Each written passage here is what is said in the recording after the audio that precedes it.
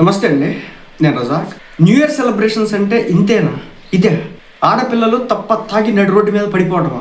కొన్ని విజువల్స్ చూస్తే నాకే షాక్ అయింది. అరే, ఆడపిల్లలు ఈ స్థాయిలో తాగుతున్నారా అని. రోడ్ల మీద సిగరెట్లు కాల్చడం చూసినా, డైరెక్ట్గా చూసినాను చాలా సందర్భాల్లో. సరే, ఇదేమన్నా ప్రెషర్ ఎక్కువై తాగుతున్నారేమో అనుకునేవాడిని. కానీ మందుకు కూడా ఈ స్థాయిలో బానిసలయ్యారని నాకు ఇప్పుడే తెలిసింది. అంటే చదువుకుంటే ఉన్నమతి పోయింది అన్నట్లు ఈ రోజున కొంతమంది ఆడపిల్లల పరిస్థితి చూస్తే అలా అయిందనమాట. ఒక సంఘటన నిన్న బెంగళూరులో కావచ్చు, గుర్గాన్లో కావచ్చు, అనేక ప్రాంతాల్లో ఈ అర్ధరాత్రి ఏదైతే న్యూ ఇయర్ రోజు అర్ధరాత్రి ఉందో 31st నైటు వీళ్ళు చేసినటువంటి చేష్టాలు చూస్తే, అరే ఎందుకు పుట్టినారు మీరు?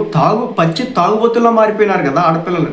మీరు నన్ను అడిగారు నువ్వు తాగుతావా అని. నాకు తాగుడు అలవాట్లే, సిగరెట్లు కాలుస్తాను అవి కూడా అలవాట్లే, అలాంటి మంచి మంచి అలవాట్లు నాకు లేవులేండి.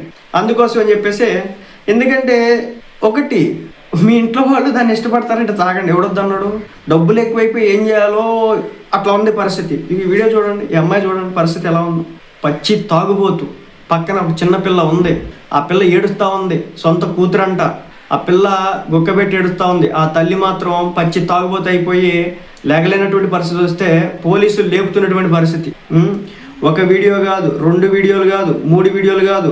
ఇదిగోండి ఈ తాగుబోతుల సంత చూడండి, దాదాపు 2 నిమిషాల వీడియోలు, ఒక్కొక్కళ్ళు మామూలుగా కాదు. ఏమైపోతుంది సమాజం? ఇదేనా ఫెమినిజం అంటే? దీని అర్థం ఏంటి నాకు తెలియగలుగుతా. మా దగ్గర డబ్బులు ఉన్నాయి, మా ఇష్టం వచ్చినట్టు తాగుతాం, మా ఇష్టం వచ్చినట్టు తిరుగుతాం, మమ్మల్ని ఆపేది ఎవడో, మమ్మల్ని అడ్డగించేది ఎవడో, మాకు చెప్పడానికి నువ్వెవడో అని చెప్పేసి అడుగుతారు. కరెక్టే కదా, వాళ్ళ డబ్బులు వాళ్ళ ఇష్టం, వాళ్ళు తిరుగుతారు, వాళ్ళు ఒళ్ళు చూపించుకుంటారు, వాళ్ళు ఇష్టం వచ్చిన వాళ్ళు చేస్తుంటారు, అడగడానికి మనకి కూడా అంతే కదా. అదే అలాగే ఉంది. బెంగళూరులో శృతి మించినటువంటి న్యూ ఇయర్ వేడుకలు, మధ్యమూతలో రోడ్లపై పడిపోయిన మహిళలు, యువతులు, ఒళ్ళు తెలియకుండా తాగి రోడ్ల మీద రచ్చ, సోషల్ మీడియాలో వైరల్ అవుతున్న వీడియోలు. ఇది నేను నిన్న మనం చేయాల్సినటువంటి వీడియో. వీళ్ళని చూసి, వీళ్ళ పెంపకాలు చూసి, వీళ్ళని ఏమనాలో, ఆ తల్లిదండ్రులు ఏమనాలో, అసలు వాళ్ళు ఒంటి మీద బట్టలు పోతున్నాయో, అటు వెళ్తున్నాయో, ఇటు వెళ్తున్నాయో, ఏం జరుగుతుందో కూడా అర్థం కానటువంటి పరిస్థితి. ఆ బట్టలు ఏందో సరే, ఆ బట్టల గురించి నాకెందుకులే, మీరు ఏ బట్టలు వేసుకుని వస్తే. కానీ అదనమాట సంగతి. రోడ్ల మీద కుక్కల కంటే హీనంగా అయిపోయినారు. వీళ్ళందరూ చదువుకొని అనుకున్నారు. ఇదంతా కూడా చదువుకున్నటువంటి బ్యాచే, చాలా చదువుకున్నటువంటి బ్యాచే, సాఫ్ట్వేర్ ఇండస్ట్రీలో ఉద్యోగాలు చేస్తున్నటువంటి బ్యాచే, వీకెండ్ వస్తే చాలు పబ్బులకి వెళ్ళే బ్యాచే. ఈ పబ్బు కల్చరే మిమ్మల్ని ఈ స్థాయికి దిగదార్చింది. రేపు పొద్దున మీ పిల్లలు ఆల్రెడీ పుట్టినారు, కొంతమందికి పుట్టారనుకోండి, రేపు పొద్దున అలా చేస్తారని మీకు తెలిసిద్దామాట. పచ్చి తాగుబోతులు అయిపోయి అసలు ఆ తిరుగుళ్ళు ఏంది, ఆ లోకమేంది, ఆ నైట్ ఏంది, ఏం మారింది నాకు తెలియగలుగుతా. న్యూ ఇయర్ వచ్చింది, ఏం మారింది? సంవత్సరంలో ఒక సంవత్సరం, కొత్త సంవత్సరం వచ్చింది. మన బతుకులు ఏమైనా మార్చేస్తాయా? మారవు. అరే మంచిగా బతుకండి, శుభ్రంగా అదిగోండి. ఆడు చూడండి పాపం ఎట్ట తీసుకెళ్తున్నాడు. నేను కొన్ని వీడియోలు కూడా చూసాను అనమాట. హస్బెండ్ అనమాట పక్కనే ఉన్నాడు పాపం, వాడు మందు బాటలు ఎత్తుకొని పచ్చి తాగుబోతూ నడు రోడ్డు మీద పడిపోతూ ఉంది. ఏం చేయాలో తెలియట్లా. అంటే వాడు కూడా ఏం చెప్పలేని పరిస్థితి. బైక్ కూడా అక్కడ నిలబడ్డాడు, ఆడి దగ్గరికి వెళ్ళిపోయి ఏదేదో మాట్లాడేస్తుంది. అంటే ఇలా తాగుబోతు బతుకులు ఎట్టుందంటే, ఇదిగోండి, సమ్ ఉమెన్ డోంట్ డిజర్వ్, చూడండి ఎట్లా తాగేసి పడుకుందో. Some women don't deserve to become mothers.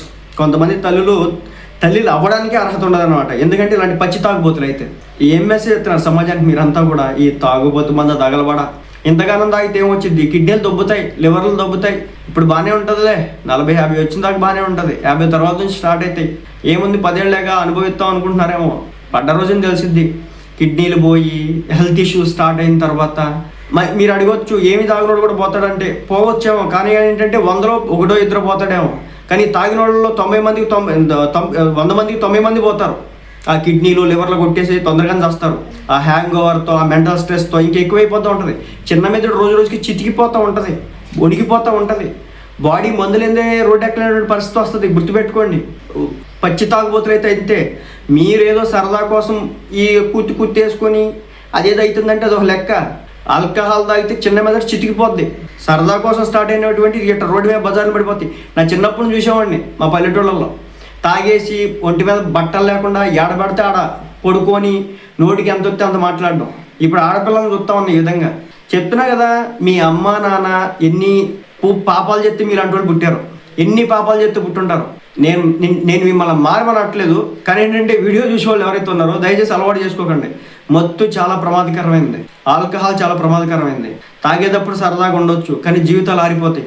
మీ దగ్గర విచ్చలవిడిగా కావాల్సినంత డబ్బు ఉండి, నాకు ఆరోగ్యం కూడా పోయినా పర్లేదు, నాకు పిల్లలు అందరూ కూడా వెల్ సెటిల్ అయిపోయినాయి, సో ఫైనాన్షియల్గా మేము వెల్ సెటిల్, ఆర్థికంగా మేము అభివృద్ధిలో ఉన్నాం, నా మీద నా కుటుంబం ఎక్కడ కూడా ఆధారపడట్లేదు అనుకుంటే కనుక ఇదిగో ఇలా ఆడ మగని తేడా లేకుండా ఇష్టం వచ్చినట్టు తాగొచ్చు. తెలంగాణలో తాగే సంస్కృతి ఉంది, కళ్ళు తాగుతారు, కొంచెం మందు కూడా తాగుతారు. నేను ఈ బాప చూడాల ఇట్లా నడి రోడ్డు మీద తాగి పడుకోవడం, కొన్ని బూతులు వస్తున్నాయి మింగుతున్నా అంతే, తాగి పడుకోవడం ఇలా చూడాల. ఓకే, అన్నమాట సంగతి. మారమని చెప్పే హక్కు నాకైతే లేదు, కానీ మీ సావేదో మీరు చావండి. ఒంటి మీద బట్టలు కూడా నిలబట్టలా కొంతమందికి ఆడపిల్లలు కాడ.